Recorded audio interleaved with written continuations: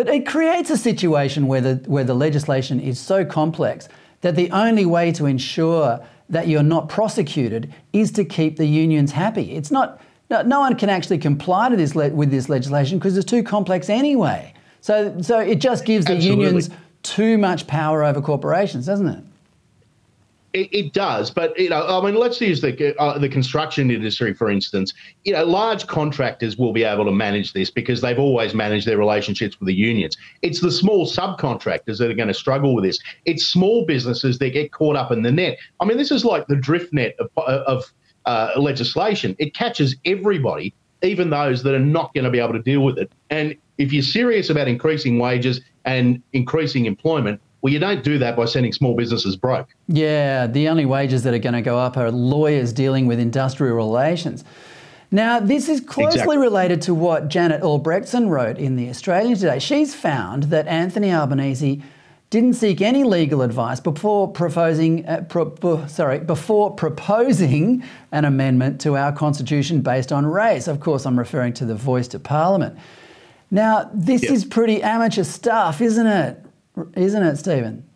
Well, it is, and when you're pandering to a very small minority within the Australian community, and that is, and I'm not talking about the Indigenous community, I'm talking about the Indigenous activist community, who have largely been driving this through that Uluru Statement to the Heart. But it comes back to the same as the industrial legislation. They've obviously done no homework whatsoever before putting this bill before Parliament, and that's why there's been so many amendments to it. This is just par for the course. And again, it goes back to the fact that government is harder than it looks from opposition.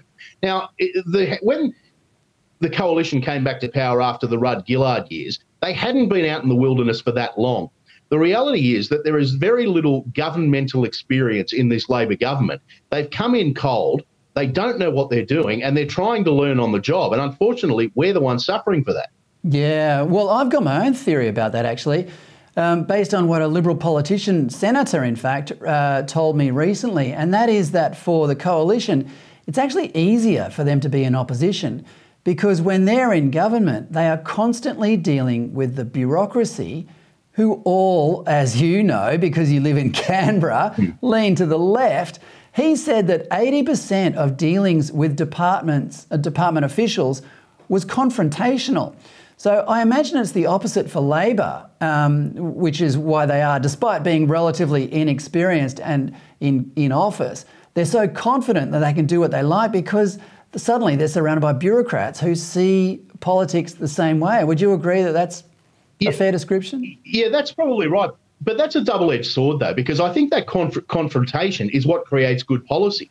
You actually have two different arguments combating each other, and you've got to come to some sort of compromise. When everything goes through without any scrutiny, that's when you get sort of this sort of legislation we're talking about that goes before the Parliament, and then the wider community says, well, hang on a sec, what the hell's going on here? And the government, well, the bureaucrats told us it was fine. Well, okay, that's usually an indication that you're wrong to start with if you're following what the bureaucrats say. But I think you're right in the sense that dynamic is very, very different. But I think that's why coalition governments tend to, on the whole, get it right, because they've got to go through that process of fighting with the bureaucracy to actually get their legislation drafted, whereas the Labor Party is going through without any scrutiny whatsoever.